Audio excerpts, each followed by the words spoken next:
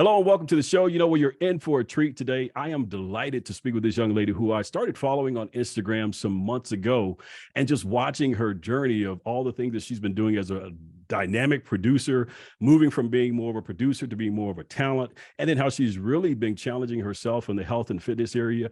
And even more importantly, she's actually challenging others. I'm going to read a little bit of her bio, but then I'm actually going to bring her into the conversation, and you're in for a delight when you hear her talk about her history as a journalist and all the things that she's doing to really help you to become better as well. Let's start with her bio. With a Bachelor of Arts and degree in communications in hand, and shortly after receiving her master's degree in broadcast journalism from the Medill School at Northwestern University, Shari Nycole began her career in journalism as an associate producer for Towers Productions in Chicago, Illinois. Now, while at Towers Productions, she produced the On the One TV series Find Our Missing and Parole Diaries, along with Mobsters for the Biography Channel. In 2013, Shari Nycole relocated to Washington, D.C. to join the production team at TV One and launched the first Black daily news program in broadcast history, News One Now. We're certainly going to talk about that. In January 2021, Shari Nycole became the co-host of the Willie Moore Jr. Show. In addition to expanding her radio hosting reach, she served as an executive producer on the TV One docuseries One Stage to the Next. Shortly thereafter, she landed a role at Essence as the branded content video producer and won Content Creator of the Year at Black Media Honors. Aside from her commitment to broadcast entertainment and journalistic integrity, Shari Nycole is a health and wellness influencer and fitness enthusiast who enjoys challenging herself in the gym and encouraging others to do the same. I got tripped up on that, but again, she's challenging you, and we're going to challenge you today as we get into this conversation. Shari Nycole, I'm excited to talk with you because, again, I've followed your journey over the last few months just to kind of see some of the things that you're doing. Really excited me, and I said, you know what? We have to have her on the show. So thank you for joining us. Well, thank you for having me, Chris. I consider it an honor, and I know I've seen and heard a lot of the other talent that you've brought onto this show. So I consider it an honor to be included in that number now. So thank you. Thank you. Absolutely. So let's go back a little bit. Let's talk about your upbringing. What was it like in your home growing up, and what led you to get into the field of journalism? Interestingly enough, I'm the oldest of three girls, grew up two-parent household, kind of just a nice upper middle class, childhood. And we grew up watching the Chicago Bulls because I'm from Chicago. So we would watch the games together as a family. And by the time I was 8 years old, I turned to my father and I said, "Daddy, I want to play basketball." And he was like, "Okay." So from 8 years old to 23 years old, actually basketball was pretty much my life. I was an all-stater in high school and went on to play in the Big Ten and transferred out of the University of Wisconsin after a couple of years and finished playing at Northern Illinois University. And during my transfer time was really the first time in my life since I had started playing basketball where I said, I think I might have something else to offer the world besides sports. And so I fell in love with journalism, both in the written and spoken form. And I really have to thank my academic advisor at the time, Mary Weaver Cleaves. She was at Wisconsin at the time. And Chris, I thought I was going to go to the business school. That was dumb because I don't like math at all. Still don't. And so I'm in these accounting classes and these econ classes, barely making it. And I'm like, oh my God, this is terrible. I'm a failure. She's like, look at your ACT score. She's like, I think you're just in the wrong position. She's like, they're reading, ACT writing through the roof. Have you ever considered journalism? And I said, you know what? I haven't. And we pivoted while I was still at Wisconsin, and I started in the journalism program there and finished out obviously at Northern Illinois University, and it just changed my life. And again, it gave me, I realized how much I loved and was fascinated with television and writing and speaking and expressing myself on camera and just being a creative. And it's funny because I can remember now even being a young child, and I would turn the television on when I walked into the house before I turned the light on. I've always loved television, but I think when you're so clouded by your passion for one thing, and that's really what's feeding, and fueling your life, you forget about the other things that you're interested in. So gratefully, by my sophomore year of college, I realized that basketball probably wasn't going to be what I would continue to do when I graduated. And I just jumped headfirst into any and all things broadcast journalism, which really set the tone for my career. Wow. You know what? You said a lot there. And I guess one of the things I really want to pick back up on is the fact that Miss Cleve helped you to not focus on your weakness. Math was the weakness, but Yeah. let's focus on your strengths. And so many Yeah. times when dealing with children, we tend to only focus on, okay, how can we improve this weak area? You know what? Sometimes it's best to forget about that weak area for a moment. Yeah. And how can we work on strengthening the strengths? You know, Yeah. so It's talk about interesting. that. It's interesting you say that because even for me, I could not explain why I even wanted to be in the business school. And I think sometimes our weak areas are areas that may look good on paper. We may be fascinated in some way and want to give it a shot, but ultimately it doesn't tie itself to our passion or our purpose. And I think she identified that with me and in me very quickly. And so when I couldn't really provide an answer as to why I was putting myself through this torture, why I wanted to be in the business school, other than the fact that I thought it was cool, she said, well, mm, I want you to succeed. I want you also Yeah. to be happy.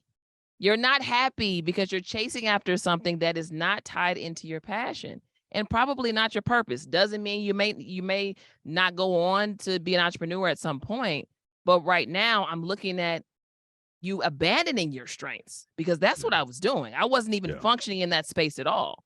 So I think it's really important, in a great point you raised, because I've worked with young people over the years, and I think it's important that we really help them foster, like, there's where you're strong, and not Mhm. just where you're strong, but are you abandoning that completely to Yeah. go do something else that everybody else is doing that looks cool? Is so important to be tapped into young people. And I always give her credit. It's funny because it's almost in every interview when I talk about just my history and prior to me getting in the business, she comes up so much because she Wow. changed my life because Yeah. she saw something in me and she saw a strength in me and identified it.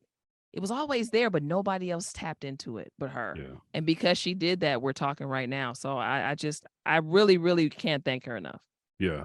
And like you said, because she did that, I mean, you went on to do, I mean, when we talk about just your opportunity to go to News One now, talk about what it was Yeah. like to be a producer there and to produce the first Black news, daily news program in broadcast history. That's amazing. Yeah, interestingly enough, I always tell people how important networking is because you also mentioned at Towers Productions, I worked on a couple shows, one of them being Find Our Missing, which was a very life-changing experience for me as well, just because it was my first opportunity in the industry and it was such a heavy show. Yeah. But my showrunner, Donna Wilson, at the time, she was great, and we loosely stayed in touch when I left Towers, and I was actually after Towers, I went to California for about 8 months and was trying to Mhm. figure out my life there, and nothing was really, taking off for me there, and she was the one that called me. I was in Wow. California, hadn't talked to her in several months, and she said, "Hey, Cherie, I'm executive producing and leading a charge on a new news show with Roland Martin on TV1. I would love for you to be a part of my team." And I didn't hesitate. I said, "All right. When do I have to be there?" So I packed up everything and moved cross country to a city where I had absolutely no friends, no family, no experience being in at all, Yeah. and we got it going. So I also have to just again echo networking is so important. I've never gotten a job off a job application ever. Yeah. Never, never, never. It's always been word of mouth. It's always been a reference. So I got to News One now, and now I'm waking up early in the morning and I'm going from a situation where I'm working in docu-reality content and I'm moving to Yeah. live news. Now, I had done live news, air quotes, in college, but that's not Mhm. the same now. This is network television. It's a different Yeah. beast. But having that experience in college did help me and also being an athlete. So I always tap into my athlete mentality Yeah. in any job that I have. But, now you're getting up and having to be at the studio at 4:30 in the morning. And now you're dealing with a situation where you're producing talent, which is something I had never done before. So it was fun though. I mean, it had its moments, as any job does, especially this industry, because production is its own beast. But I learned so much, Mm. and I developed working relationships and friendships that many of them are still intact to this day. And I got to do so much. That was my first opportunity doing red carpets and doing red carpet correspondence in addition to producing. So I was at the NAACP Image Awards multiple years, Essence Fest, McDonald's 365 Awards, and Mm. being able to do the Stellar Awards, all these carpets. So while I'm producing, I'm also continue to cultivate my hosting skills and working on those things at the same time. And so ultimately, after a couple years in the newsroom, I moved on to just the feature producing side. And really they created the position for me just because I asked, because I had actually been doing both. And Yeah. so did some feature producing and did a lot of specials, and it was really, really fun. And I was probably in one of the most amazing and beautiful creative grooves I've ever been in my career. So News One Now for me was an opportunity not only to learn, but it was an opportunity for me to really own and understand who I was in this business and how far I could really go. So Yeah. I always owe those 4 years a lot of credit, because they definitely anchored me in a way that has continued to carry me as I've continued my career. Wow. And that's what you get when you go into an opportunity looking to learn, to Yeah. embrace as much of it as you possibly can. I Yeah. want to go back to that athlete mentality. Is that what you had to tap into when you decided to make this move? Because so many times I talk to young people who may have an opportunity, but they're afraid to go into a city because they don't know anyone there. It's now I have to make a move. I've never left my home city. Now I have to make this move. Talk about the type of mentality you had to have in order to be able to embrace that. To relocate. Interesting question. Because initially I really never wanted to leave Chicago, which is so weird for me saying it now because you couldn't pay me to move back there. And I love my hometown, but no. Was it the pizza, the hot dog? It was just, most of my family I'm from there. Most of my family is still there. I'm a very familial person. But it got to a point, I was 25 years old, and I was still living with my parents. I was working, but still living with them. And it just got to the point where it was like, I'm getting too old for this. And you're supposed to outgrow living with your parents. No shade to anybody that's still going through. You had to move back, because that happens too. But at a certain point in your life, you outgrow that. And so I did. And my sister, my middle sister, was living in California at the time. Had just started her career, and her and my brother-in-law had probably been married about a year and a half, maybe. And I called them and I said, I gotta make a shift. I gotta get out of Chicago. I gotta get away from the house, from mommy and daddy. I love them, but I gotta spread my wings and I gotta see what else is out here. And that first move with them, and it's funny, they never hesitated, and they were like, okay, come on. And that's who I lived with in California. And we were in a 1 bedroom, 1 bathroom apartment. I slept on the air mattress in the living Wow. room, but it was some of the best times of my life. Yeah. And that move sealed my commitment to doing whatever is necessary to get to the level of success that I desired. So moving to DC for me actually wasn't difficult, because the most difficult move for me was leaving mom and dad and moving across country to California. So every Yeah. move since then, now it's just become like this thing, this little fun hopscotch career game I'm playing. We're like, oh, we're going to DC. Okay, we're gonna go to Atlanta. We'll see what's next. So I will say though, Atlanta has always felt like a second home to me, and it's the first place that I've lived that I actually call home outside of my parents' home in Chicago. So it's a Oh, wow. very, very special place. But that one leap, you take that, everything else feels like a little frog jump. So I Yeah. would really say that first move for me really sealed it. And it wasn't even me tapping into my athlete mentality, more so than it was just me jumping, and even when I was afraid to jump. Yeah. I love Yeah. it. So I more of love a it. I love faith move than a athlete mindset power move, if that it. makes Okay. sense. Well, you're in transition again. Let's talk Yeah. about that. You recently, I saw where you posted on Instagram, and I love the video, by the way. And you talked about how you're making the transition, or have been making the transition for some time now, from Yeah. being a producer to being more of a talent, to being more Yeah. in front of the camera as opposed to behind the camera. Talk about what that process has been like for you. You know what? At times it's because it started many years ago. And some people don't know this. I never went to school to be a producer. That was never something I even desired to do. I always desired to be in front of the camera. I always desired to host and report, and all the classes I took in undergrad and really grad school mainly revolved around me being talent. But I allowed the fear of having to sacrifice a certain way to get to where I wanted to be in front of the camera to divert me to say, okay, no, I don't want to move to a podunk town and possibly make no money and be away from my family and be lonely and broke in order to look down the line and be in front of a camera. So what I'm going to do is, since I also know how to produce really well, I'm going to produce. I was having conversations with different mentors, and they were saying, hey, producing, if you're good, you're going to move up through the ranks pretty quick. That's just how it goes. So the goal was always, all right, I'm going to enter into the producing door. But ultimately, once I'm in there, I'm going to turn the corner and go through the talent door. But what happened was, and this is why you need to do what you want to do in the beginning, I was a really, really strong producer who everyone around me knew this girl should be in front of the camera. But we got to hear for producing, so that's what we're going to do. And we don't want to give her too many opportunities outside of that, because if we do, she's out of here. So for me, the biggest thing that happened for me, and it's interesting, blessings are often on the back end of something, of a breakage of some point. When I was producing at Sister Circle Live, that was 3 seasons, and the show got canceled during the pandemic. And up until that point, there was always somebody that I could blame for not getting an opportunity to be in front of the camera, for not getting the opportunity to host and produce and function in that capacity. I could pinpoint, it's them, it's that system, it's that person. When Sister Circle got canceled, all the scapegoats went away.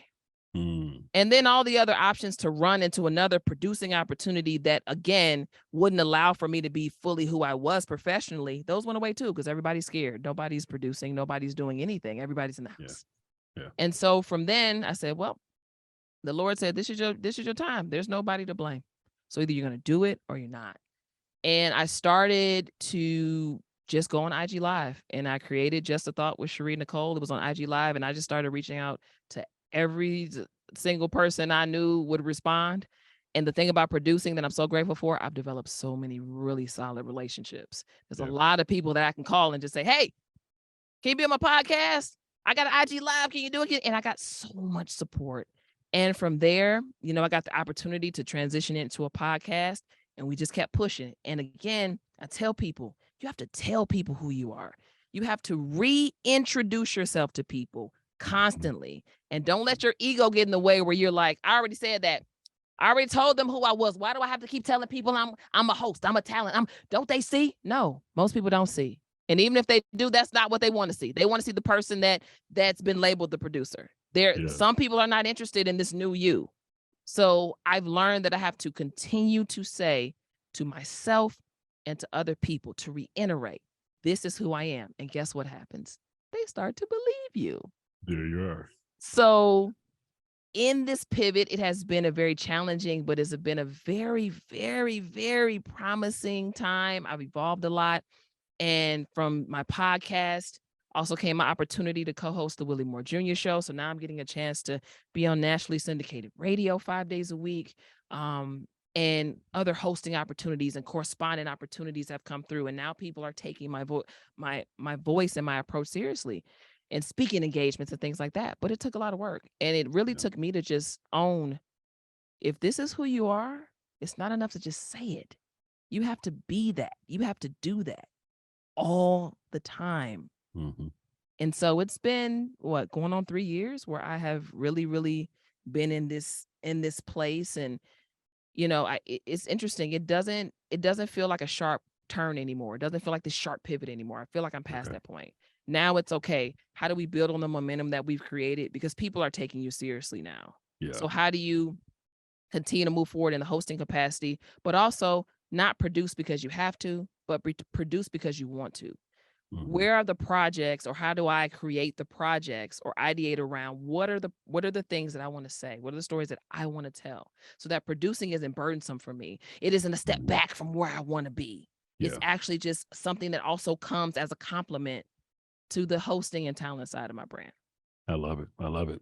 I want to make sure I say this right, but you said in that video, you talked about that and then the power of being able to say no to certain opportunities. Oh, yeah. But you talked about not reverting to serve our pockets and to instead serve our purpose. Yeah. Talk about absolutely. that, because I guess you were being presented with opportunities that would have paid well, but again, it would have sent you back to what you were walking away from. We have to be willing to sacrifice for our dream. And it's easy to go and take a gig that, is going to give you a few $1,000s. That really is, fairly easy. but it might come along with a certain amount of stress, because that's also my gauge now too. Yeah. I'm past the point where I just do stuff to get a check. If it's going to bring me an immense amount of stress, the answer will be no. But I think for me, it's also how I'm asked. So the video that you're referencing, there was an opportunity in particular, and this is why I said no. They asked me to return in the same capacity as a production opportunity that I did the year before. Mhm. And I said, hey, I'm actually in a different place in my career, so I'm going to have to respectfully pass on that. But I am very much interested in moderating a panel during this event. And they said, oh, okay. Oh, okay. Because again, they're only seeing me as one thing. Right. And they're like, okay, we'll send some stuff over. We'll take a look. I sent all my things over. Never heard back. So that also speaks to the level of seriousness in which they took me, which wasn't very serious at all. They wanted me for one thing. They wanted me to do that, and that was it. And so for me, and if for anybody listening, sometimes saying no, it isn't just to say no to the person. It's to say no. It's to say yes to yourself. Right. So I'm saying yes to, I can do that in my sleep, but that's not where I am anymore. Right. Even with producing, Wow. I'm intentional about that. I'm not just going to produce something to do it. And when I trusted God enough to say no for a check, there was a level of empowerment that I started to walk in. Mhm. Yep. And it doesn't feel good to turn down money. But the reality is I got it over on the back end of something else. And actually it was on the back end of me doing something as talent. Yeah. So if you are in a situation in your life where you're adamant about answering the call, sometimes you're going to have to say no in faith. Like, God, I know they just offered me this, but this is not who I am anymore. So I'm gonna say no, and I'm gonna trust you for the next thing. It's just that simple. And it's funny I say it's just that simple now, because 3 years ago, I would have took it regardless. Yeah. Because when you function from a place of desperation and scarcity, it's very difficult to start to then pivot or sacrifice for your dreams. They don't come in hand to hand. Like you cannot function like, "Oh, I gotta do this, I gotta do this, I gotta haste and purpose don't mix. And I think a lot of times we try to do that. I was doing that for a long time. Had a lot of hasty energy on me. I gotta do this desperate. I gotta do this, I gotta do this. There's no room. There's no room for purpose there. There's no room for me to intentionally foster and tap into my dreams. There's no space for it, because I'm just hustling. And I know we talk about the hustle mentality a lot in this culture, and I get it.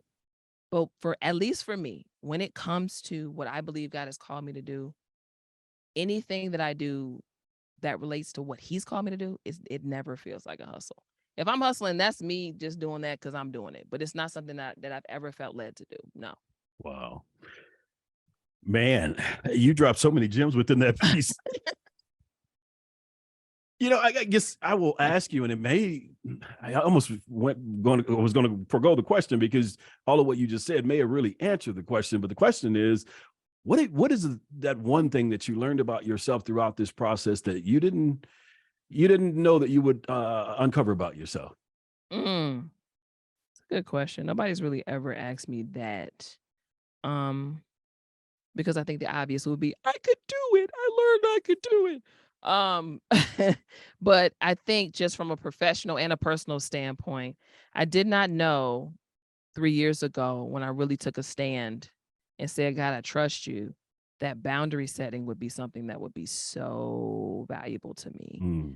And it's hurtful in certain respects to have to set boundaries, because if you teach people how to treat you a certain way for so long, whether it's professionally or personally, when you make a decision that, okay, the buck stops here, everybody's not going to adjust to your boundary just because you decide that that's what you want to do. Yeah. And so you see certain relationships kind of fragment, or you run into a situation where some of the gigs that you were getting, nobody's calling anymore. But from a health and wellness standpoint, saying no or being more intentional about my choices via boundary setting has been life-changing. And I didn't even know that was something that I would come up against, but it's been the game changer for me in a lot of ways. Yeah. Well, because you talked about it earlier, as a producer, you develop all these relationships, so you know so many people, and you Yeah. always thinking about how you may have to call on these people. So Mhm. you're trying to be liked all the time, and a lot of times that doesn't allow you to be effective. When Mhm. you go to Mhm. put boundaries in place and say, you know what, I'm no longer going to be able to do certain things. Yeah. So I really love the fact that you were able to be able to do that to allow you to get to a space to where, again, not only have you grown, but the way you serve your audience through Instagram and through all the other projects that you're doing. I read through some of the comments and I see that people really appreciate this person who you've become, and where you are Mm. now. I mean, even in hearing you talk now, and I guess I saw a video the other day where you talked about your age, and I know many times women don't like to share their age, Oh, but I'm you talked about 36. I am 36. I will be 37 years old in 23 days. I am okay with it. I love your personality, man. And you were talking about Tina Turner and how you were a big Yeah. fan, and even at Mhm. 36 years of age. But at Yeah. 36 years of age, to have the wisdom that you've been able to grasp, do you attribute that to the fact that this world of journalism and broadcast and media, all these things have given you, I guess, a view of the world from a bird's eye view, if you would? Um, to a degree, but I Okay. would honestly say, and I refer to myself as an avid conversationalist and a critical thinker. Mm, In part because that's how I was raised. So my level of insight and perspective, first and foremost, comes from my upbringing. So I was raised in a very close family, even my extended family. We were always together. And I know some families have the kiddie table and then you have the yeah. adult table. And no, everybody was together. We didn't have a kiddie table. And Yeah. so to be a young child and to grow up in an environment where you're having family discussions with adults that are appropriate, Mhm. and you're learning how to converse at a young age and communicate effectively. That's been the biggest tool in my toolbox. And that comes from even growing up. I would ask my dad, and I say this often, I tell this story often. What does that word mean, Dad? What does that word mean? Go look it up. There was no, oh, it means this. Go look it up. Or I would be talking to my dad, you need to learn how to think. You need to be able to think. This is what he would say all the time. I'm a kid, from a kid all the way through. And so, my mom and the level of grace that she functions and virtuosity that she functions in as a woman, all these Yeah. things. My grandmother, I have a very deep-seated ministerial calling on my family line, especially on my mom's side. So all of that kind of plays into the personality and the way I'm able to express and then function in the journalism space. Because journalistic integrity is a real thing. Sadly, Mhm. most people don't even function in it anymore because Yeah. they're being pulled in different directions and they're getting money from over here and doing this over there. For me, from just a soul space, there's just certain things I just can't do. I just can't do it. No shade to Yeah. anybody else. And so the aim for me is, if I'm doing something that is not impacting other people, then I am not doing what I'm supposed to do. So if I'm not inspiring or empowering or educating or entertaining people in a real way, then I'm wasting my time, Yeah. because journalism is not only to inform, in my opinion, it's to equip people with things that they can use and have conversation around, that can impact not only their lives but other people's lives. So it's like, what am Yeah. I saying that's causing conversations beyond what people are seeing me say or hearing me say? Mhm. So there's always this intention around it. And that's why I think over the years I've just become adamant and okay with, and even though sometimes it's frustrating, this is your lane. And there's a lot of people out here doing other things, and that's fine. Do your thing. That are very much outside of the lane that I'm in. And sometimes I feel like, well, where's the audience for this? But I know God continues to show me there's people that want this kind of content. And Yeah. so that's where my attention comes from. I just think my journalistic background and my education has helped to foster the heart that I have and all of the moral compass that has been built since I was a child. Now to Mhm. have that and then to be able to have the skill set on top of it is just icing on the cake for me. Okay. So I guess, how much would you say your faith in God has guided your choices in career? All of it, because I should be crazy. I should be somewhere out of my mind. This industry is crazy, Chris. People are nuts. It's crazy out here. So So you I, have I to would come in say, with a deep conviction. let me tell you something. That conviction has to be steep. Um, I mean, it impacts my everyday and definitely impacts the work that I do. And it's interesting because I often struggle, you know, and it's almost like bats, like the Batman like symbol in the air. Like my bat signal comes on, like, nah, girl, leave that alone. But I will say too, I mean, even when I have to tread waters that are a little bit choppy or a little bit more murky than I would like, I try to introduce a standpoint and a way of communicating through those that still brings about a sense of integrity. And so I always say one of my mission statement is to tell truth beautifully in a way that is bold but not abrasive. That can happen in any space. And so when I stick to that, which is totally steeped in my faith in God and my desire to do the things that I mentioned through my journalistic work, when I keep that in mind, I'm able to have conversations with all different types of people with different perspectives, people with different lifestyles. And that's important too, because I never want to be the person that people feel like they can't talk to, they can't converse with, they can't confide in. Because that's also not the goal. The goal is to be able to be a communicative channel for whoever wants to talk. So my faith in God is everything. It's literally kept my head on straight. Yeah. For a lack of a better term. I love it. I love it. Talking about keeping your head on straight, in addition to the broadcast thing that you do, you also are real big in fitness and health. And I didn't know you were a former athlete, so maybe that plays a role in it. I didn't know. But talk about that. What really keeps you going in that space and understanding the importance of it, not only for yourself, but also challenging others to take better care of themselves? Jesus in the gym. I'm gonna get a t-shirt made with that motto on there because that is literally. I may beat you if you don't get it done this week. I'm gonna beat you. All right. I love it. Jesus in the gym. Jesus in the gym. For me, working out is medicine. And again, since 8 years old, my body has been conditioned to function as an athlete. By the time I was 13 years old, I had my first personal trainer, which was unheard of back then, and so when I don't work out, I'm just not well. I don't feel like I'm my best.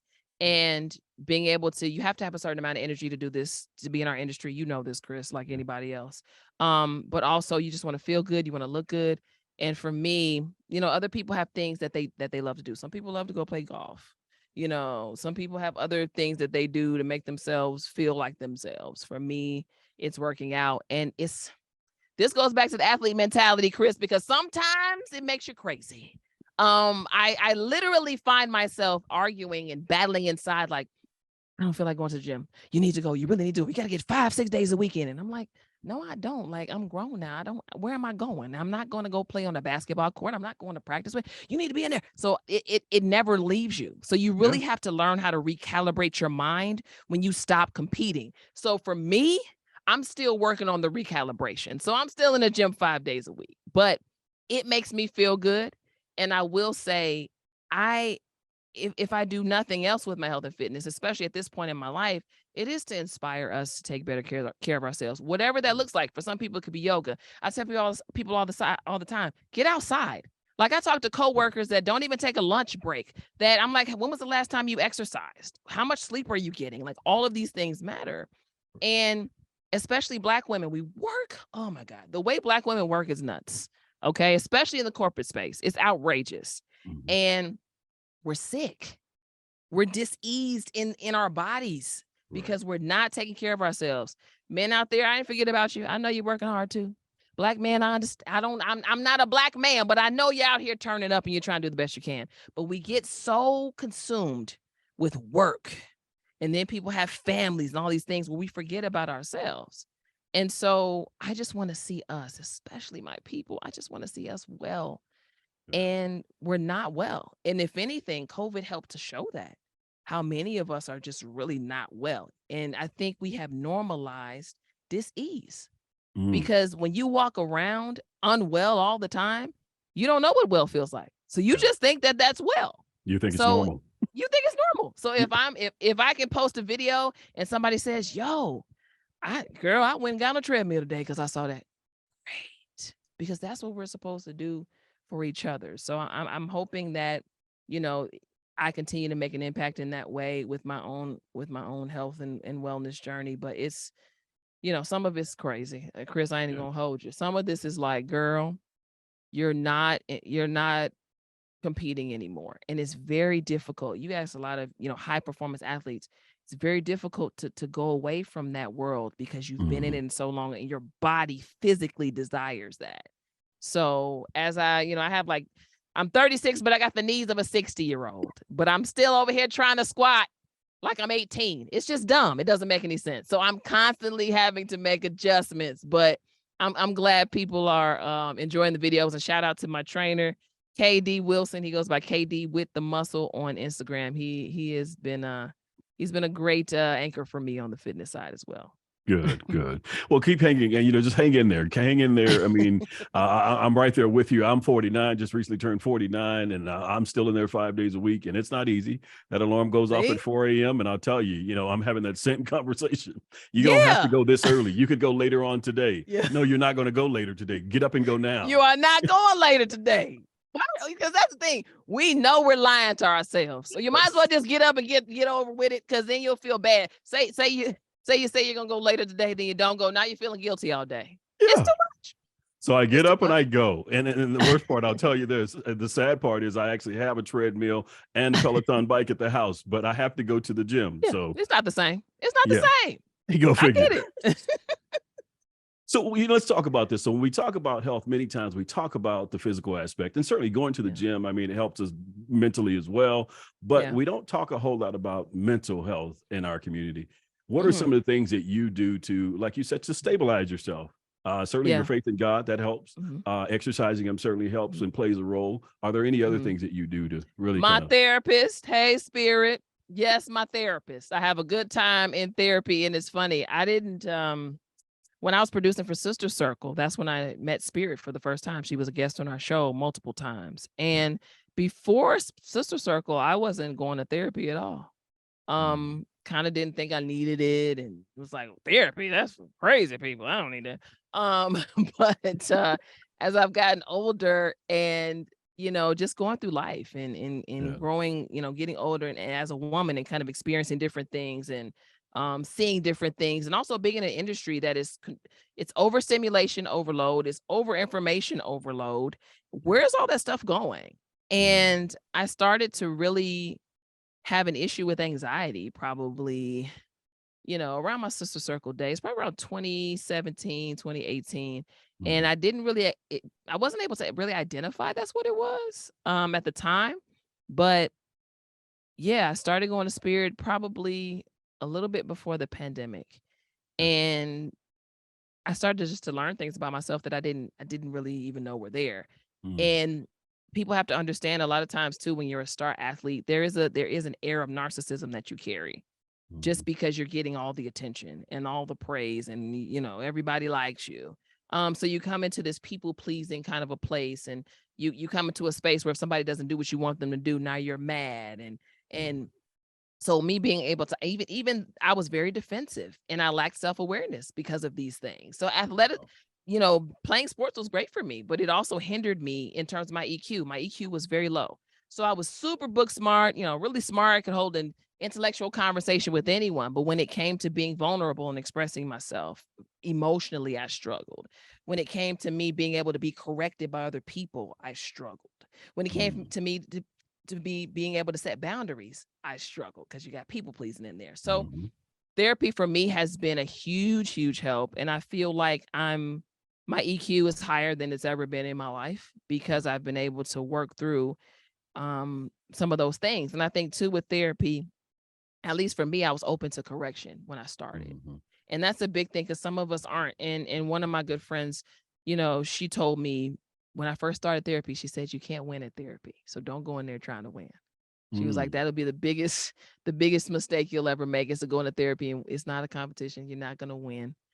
So Go let in me ask you on there. that though. Do you think she meant don't go in there thinking you're going to try to justify the reasons why you didn't need it? Is that what she meant by not Mm, winning at therapy? it could have meant that, but I think it also meant don't go in there trying to say the right things. Okay. Okay. Don't go in there trying to be the performer. Because Yeah. performanceism is another piece of being an athlete that you pick Mm. up, and that's how you move through life. So you always know the right things to say. Yeah. You're the one that everybody likes. It's like you have to be willing to to crack open the parts of you that you've closed to appear to be a person that has it all together. And so I think that's what she meant. And so for me, it's like, you know, it could be the dumbest thought. And I'm like, yeah, spirit, such and such and such, or, you know, just being able to be okay with things about me that aren't okay. Yeah. And I was not in that place for a long time. Now I'm like, oh, I act like this, I did that, I did what? Oh, I do that. Oh man, that's crazy. But I couldn't, this wasn't the way I was responding in my, you know, teens and 20s and even the tippy top of my 30s. I was super defensive, totally unwilling to hear about me, but totally okay with hearing about everybody else or helping everybody else with their stuff. So, you know, I think that's what she meant, because she knows that I'm still very competitive. So it's like, how can I master these therapy sessions? What can I say and do to be the ideal, the ideal client? Yeah. No, it doesn't work like that. Yeah, rather than just opening up. I mean, so how long did it take before you really began to open up and just freely share with spirit? I would say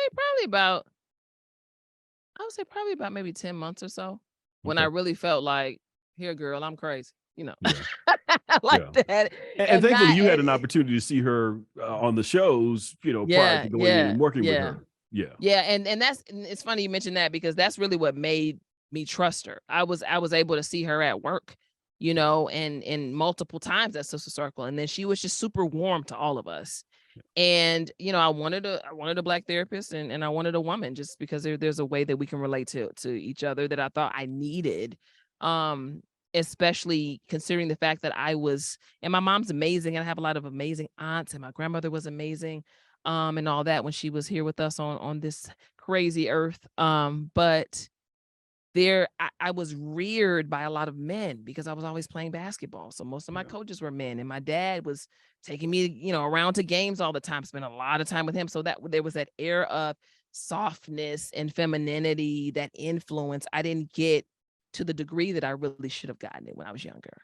So being able to have a therapist where I can kind of pull that from and get insight from was very important to me. But had I not met Spirit at Sister Circle, I may have found a therapist to go to therapy, but I may have waited longer, because she was my real first encounter with what this could look like, you know, for me.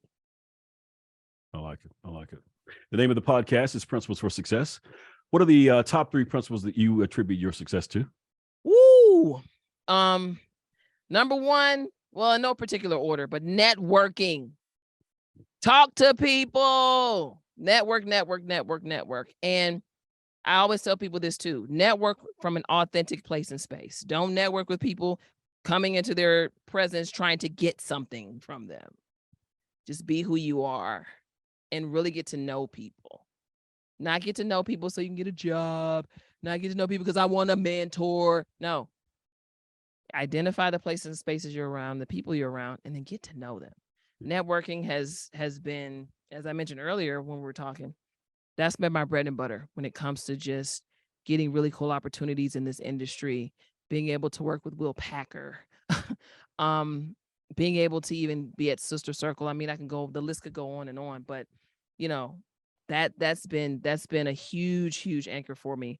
Number two would be, you have to be willing to relocate. That may not be everybody's story or situation, and you may never have to do it, but you have to be willing. Because if you're closed off, you may in fact miss out on opportunity. People talk to me all the time. I want to do this, I want to do that. I'm like, you're willing to move? And I know some people aren't in a position. They may have families and things that they have to consider before saying, okay, I'm out of here. But the willingness to move opens you up to the willingness to transition in whatever capacity that could mean. So it may not mean move to a different state. It may mean you need to quit this job right now. Because we always think about jobs as I got fired or I got something else. I've quit a job with no job. Sometimes those things happen. And transitioning into the next thing that you know God has for you. So be willing to relocate. Number 3, be in a constant state of learning. It's like a double. Be in a constant state of learning and always tap into your ability, because we all have it, to think critically. If you're in a constant state of learning, you'll never be behind the eight ball. It's not going to happen. And there's so many people who have these amazing stories and so much information to share. And all it does is equip you with tools that you can put in your backpack to take to the next thing that you're doing, regardless of what industry you're in. So always be open. And it also ties into networking. If you're open to learning, then you're open to having conversations with people that you may not know or know well. So being open to learning and just thinking critically. We are now in a time where social media is the information driver. So nobody's double sourcing. People are looking at one thing and thinking it's the truth. Invest, question what you're being told. Question what you see. It's okay. It doesn't mean you're a conspiracy theorist. For me as a journalist, we learn you got to double source stuff. So when people tell me, yeah, this happened and such said this, I said, what's the source? What do you get that from? Did you see that in multiple outlets? And that goes for life in general. It's okay. It doesn't make you, I'm not saying be a pessimist. I'm saying be a skeptic and not a doubter, but somebody who looks at information and says, okay, let me investigate this. This could very well be the truth, but let me investigate this. I think some of us are making ill-informed decisions because we're not thinking critically about the things that are in the world around us. So those are my top three. I love it. And they're great. They're great. So the final question for you. What has been the most rewarding aspect of your journey? And what are you most excited about in your future? Rewarding aspect of the journey. And it's interesting that I say this because learning sometimes it really sucks, Chris. Okay. And I say that because learning may mean you lost some things, because I've learned that losses are lessons. And losses also hurt. Learning may mean you have to stay put in a place and space that you've outgrown for a time because it's something else you got to pick up. God has a lesson for you to pick up there. Learning may mean, I have to exercise patience in an area where I'm sick of it. But I think I've just in all of the different opportunities I've gotten in front of and behind the camera, I've learned so much. So I can go in front of people with confidence and say, I want you to find, and they're out there. I don't think it's too many of us, but I want you to find a former Division I athlete who can service as talent in front of the camera, who can produce, who can direct, who can edit, who can write, who can speak. I'll wait. There you are. So learning for me has allowed me to be able to function in an era of versatility that I think makes me very unique. And has ultimately kept me in the game in a lot of different ways. Yeah. And it's that desire to learn that put you in those environments, and you learned as much as you can, the ability to be able to edit. So many folks go through opportunities and never even think about editing or learning to edit. Yeah, it's funny you say that because when it comes to editing, it's like, when I was in school, we had to do it. And even some of us were like, why I gotta do this? Isn't there somebody that could do this? And I remember even being in grad school, and at the time, Final Cut was the editing software that the industry was using. And we had to use Premiere Pro. And we're like, why are we using Premiere Pro? Everybody else is Final Cut. I look up in 2 years, and Premiere Pro is the standard. So somebody was a visionary over there.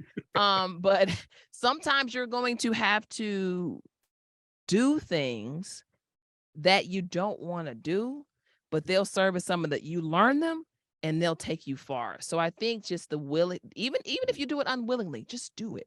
Sometimes you just have to relent, and you have to push down your desire to be like, I ain't gonna need that, because you never know. So I think I stopped functioning in the I ain't gonna need that very early on in my career. And because I did, I was okay with playing certain roles, some of which were, well beneath, my skill set and where I had grown into my career, but I pulled something from over there. And then you go over here and I get an opportunity that's actually well above where I am. But I get the bravery and the courage to do that. So you just pull from where you can, and you never think that you're too big or too small to do anything. Wow. Shari Nycole, I'm going to leave it right there. I have thoroughly enjoyed this conversation, and Me I too. promised the audience as we came on that you were going to give them some gems and some nuggets that they can apply, and I believe we have done just that. So thank I you so didn't much for this disappoint you. opportunity. You did not, not ever. Shout out to the millennials. We know how to talk too. Hallelujah. I knew it was going to be exactly what I mean. I guess I watched you, like I said, on Instagram and seen you deliver. So I knew you would definitely deliver some nuggets and gems that folks can take and apply into their lives. So I'm grateful for the opportunity to speak with you. I'm grateful too, Chris. Thank you so much. And to every single person that's listening, just, I know we're in a time now where trauma is all around us. Tragedy is everywhere, but also understand that God's promises is supersedes all of those different things. So whatever dream you put on the shelf, pick it back up. It's never too late. If you're in a season where you just got to be patient, hang in there. If you're in a valley right now, if you're on top of a mountain on a peak, you can do it. Don't quit. Don't allow anybody to out-talk you or talk you out of, I should say, of the promise that God has placed on your life. So let's dream big and let's chase them and do what we got to do.